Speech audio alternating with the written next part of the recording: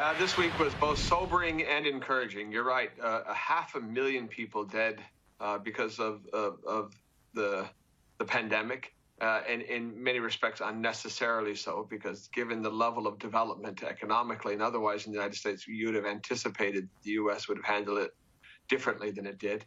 But on the plus side of things, since the middle of January, you've seen a sharp decline in new cases on a daily and weekly basis, and now nearly 45 million people already vaccinated. So the rollout is fast and accelerating. So that counterbalances it a bit. It is the major problem facing the new Joe Biden administration, but plenty of other challenges on the horizon as well. I think this week a lot of Australians are probably scratching their heads a little about the issues that Texas has been experiencing after we saw those massive storms go through the state. How did they get in a position where Texans didn't have access to clean water for so long? You know, this year has also shown some unique characteristics in our federal system and the importance of a national cabinet, the role of states in responding to the pandemic. But it's nothing compared to how the United States operates. The federal system that's under the U.S. Constitution grants states a lot more latitude than we have here in Australia. And some states take it to the extreme. In Texas, which itself was a former country, takes that more than any other state that I'm aware of. Texas has its own independent power grid, partly out of a desire to avoid regulation, and now we're seeing some of the consequences of that failure to avoid regulation is that they're not integrated into the grid like any other state would be, and as a result, they've been caught flat-footed. So a really difficult time for the citizens of Texas. And again, highlighting some of the real challenges we have with extreme weather events in this era. In Washington, D.C., we're seeing further confirmations when it comes to Joe Biden's cabinet. Why is that process taking so long? It is slower even than the Trump administration, who had a relatively slow pace compared to his predecessor still. Part of that is the Senate. We obviously had the process slowed down a bit by the impeachment trial. Part of it is a particularly unusual transition where the processes didn't work very quickly because you were had an insurrection taking place at the same time when we'd normally be gearing up to confirm the Senate confirmations.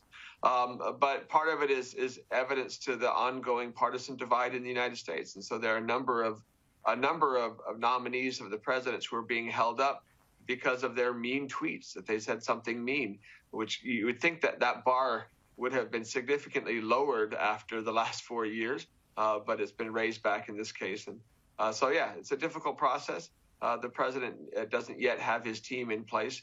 And there's a ways to go in that front.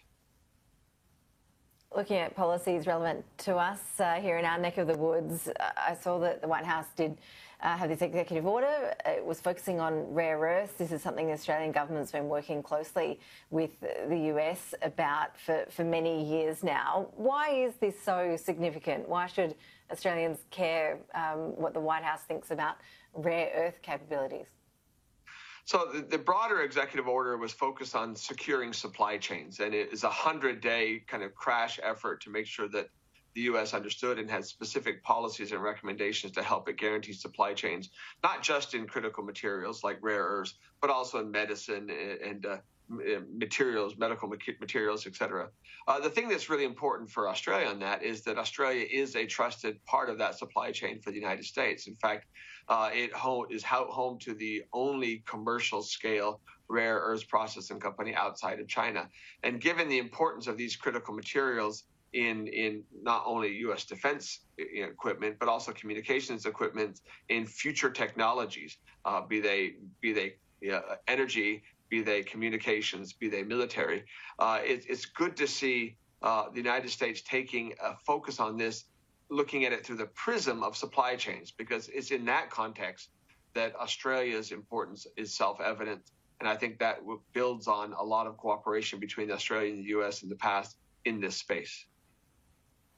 And when you look at the current US-Australia cooperation, have we seen a lot of contact between the new administration and the Australian government? Have we seen, key people reaching out to each other? Are things really on track, do you think? Yeah, no question. Very early on calls, obviously, between the president and the prime minister, between the defense minister and the secretary of defense, between our foreign minister and the secretary of state, and those have been ongoing. The good news is that the team that has already been put into place and that is going through the confirmation process right now are extremely well known to Australia. And there's a broad anticipation that the scope of cooperation between Australia and the U.S. has expanded dramatically. We tend to, as a nation, be joiners of the first order. We are strongly supportive of the rules-based order of multilateralism, and that's an area in which the United States is returning to a more vibrant, forward-leaning stance. And so I anticipate that Australia will be a partner of the first order of the United States in this new era.